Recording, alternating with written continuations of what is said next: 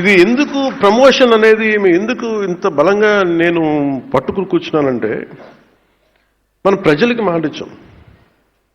ఇది ఒక పొలిటికల్ స్పీచ్గా నేను చెప్పట్లేదు, కానీ ఇంకా successive governments continuity of governance.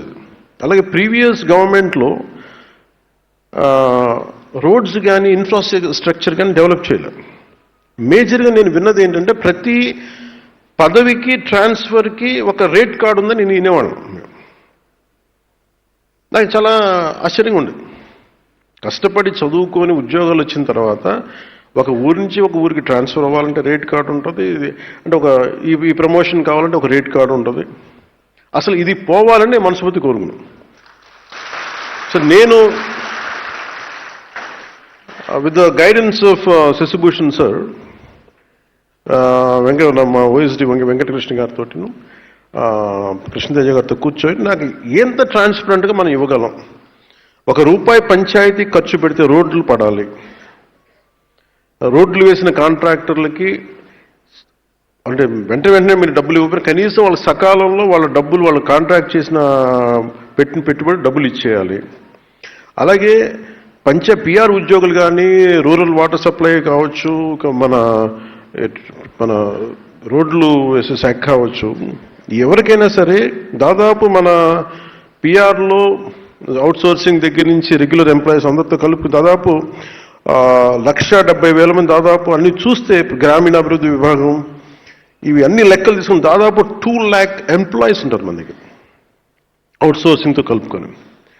So దీంట్లో ఎగ్జామ్స్ రాసి వచ్చి వీళ్ళందరికీ మనం పదోన్నతి ఎలా ఇవ్వాలి, ట్రాన్స్పోర్ట్స్ ఎలా ఇవ్వాలి అని కూర్చున్నప్పుడు పాపం దీనికి వెన్నెముకలాగా పనిచేసింది వెంకటకృష్ణ గారు.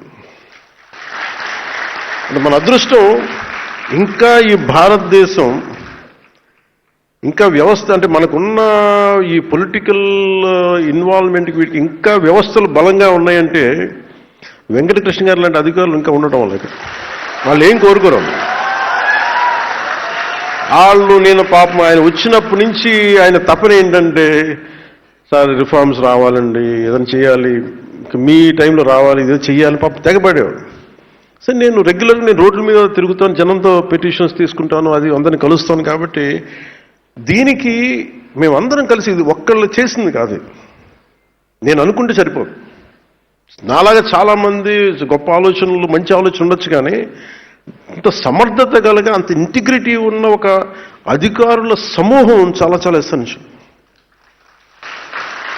ఈ రోజులో మీరు థ్యాంక్స్ చెప్తున్నారు అంటే నేను ఒక ఇనిషియేట్ చేయగలను. నేను చేసింది నేను ఏం కల్పించుకోను. I need a clean and transparent governance కావాలి ఈ మన శాఖ, నా కంట్రోల్లోని శాఖ గురించి. సో నేను ఎవరికి కూడా నేను ఒకటే సింపుల్ డైరెక్షన్ ఇచ్చాను. నాకు ఎవరో తెలియదు. నా స్థాయిలో నేను ట్రాన్స్ఫర్ చేసే ఒక 10-12 ఉంటాయా, 40 26 నేను చేయగలిగే నేను ట్రాన్స్ఫర్ చేసాను 10 కేటగిరీస్. నేను చేయగలిగే ఏం చేశానంటే మీరు నాకు వీళ్ళెవరో తెలియదు. నాకు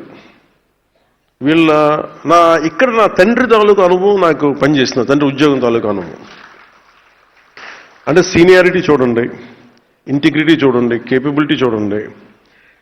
అండ్ ఇవన్నీ చూసి నాకు ఒక లిస్ట్ ఇవ్వమని చెప్పారు. నాకు వీళ్ళెవరు దీన్ని మీరు కొంత పర్సనల్గా కొంత రిపోర్ట్స్ తీసుకోండి. అలాగే దాంతోపాటు ప్రతి మంత్రి గారు కానీ ఎమ్మెల్యేస్ కానీ ఏమి ఇచ్చినా కానీ వాళ్ళ లిస్ట్ కూడా తీసుకోండి. వాళ్ళు కూడా జనరల్గా సిఫార్సులు చేస్తారు, మాకు ఈ అధికారి కావాలి, ఈ అధికారి కావాలంటే. నేనేం చెప్పానంటే ఎవరిని డిసప్పాయింట్ చేయొద్దు, కానీ మీరు ఒక ఫ్రేమ్వర్క్ పెట్టండి. ఒక అధికారికి ట్రాన్స్ఫర్ కావాలన్నా ప్రమోషన్ కావాలన్నా ఒక ఫ్రేమ్వర్క్ పెట్టండి. ఆ ఫ్రేమ్వర్క్లో గౌరవ మంత్రి వర్గ సభ్యులు ఇచ్చినా గౌరవ ఎమ్మెల్యేలు ఇచ్చినా కానీ మీరు ఆ ఫ్రేమ్వర్క్లో పడితే ప్లీజ్ యాక్సెప్ట్ ఇట్. ఆ ఫ్రేమ్వర్క్లో పడపోతే అది నేను చెప్పినా కానీ చేయగలను. ఇంత నేను ఇచ్చిన సింపుల్ డైరెక్షన్ ఇచ్చాను. ఎందుకంటే మనకి ఎఫిషియెంట్ అఫీషియల్స్ ఉన్నప్పుడు మనం ఇవ్వగలిగేది పాలసీ డైరెక్షన్ ఇస్తాం. సో సమర్థవంతంగా చేసి ఈ రోజున మనం సాధించింది ఏంటి అంటే ముందు 10,000 మంది పైచిలుకు దాదాపు